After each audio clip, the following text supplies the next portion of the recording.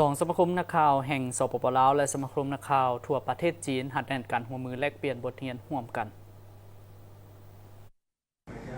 กองประชุมพบปะแลกเปลี่ยนบทเรียนร่วมกันระหว่างสมาคมนักข่าวแห่งประเทศลาว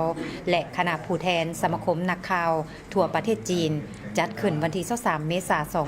2025ที่นครหลวงเวียงจันทน์ระหว่างทานสวรรครราชมนตรีประธานสมาคมนักข่าวแห่งประเทศลาวและทานนางลีเซียวจุน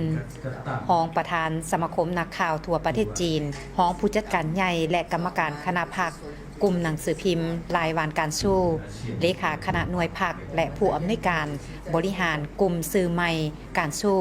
พร้อมคณะผู้แทนจาก2สมาคมนักข่าวลาวและจีนการพบปะแลกเปลี่ยนบทเรียนร่วมกันระหว่างสมาคมนักข่าวแห่งประเทศลาวและคณะผู้แทนสมาคมนักข่าวทั่วประเทศจีนเพื่อเป็นการแลกเปลี่ยนข้อมูลข่าวสารและสร้างโอกาสร่วมมือระหว่างนักข่าวลาวและจีนให้เข้าใจกันหลายขึ้นท่านสวรรครราชมนตรีประธานสมาคมนักข่าวแห่งประเทศลาวกล่าวว่าการพบปะระหว่าง2สมาคมนักข่าวลาวและจีนในครั้งนี้แม่นโอกาสดีโดยตอบสนองเนื้อในจิตใจนโยบายของสมาคมนักข่าวแห่งประเทศลาวเพื่อสร้างเงื่อนไข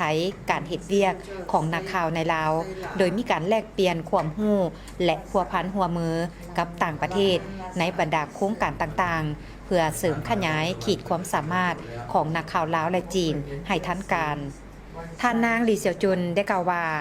ในยุคปัจจุบันการหันสื่อมาเป็นดิจิตอลเป็นสิ่งท้าทายหลายสำหรับยุคสมัยใหม่ในทั่วโลกเพราะฉะนั้นสิ่งสำคัญของสื่อลาวและจีนต้องมีกิจกรรมการเชื่อมโยงซึ่งกันและกัน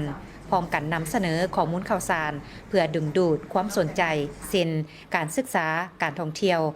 การค้าและการลงทุนระหว่าง2ประเทศ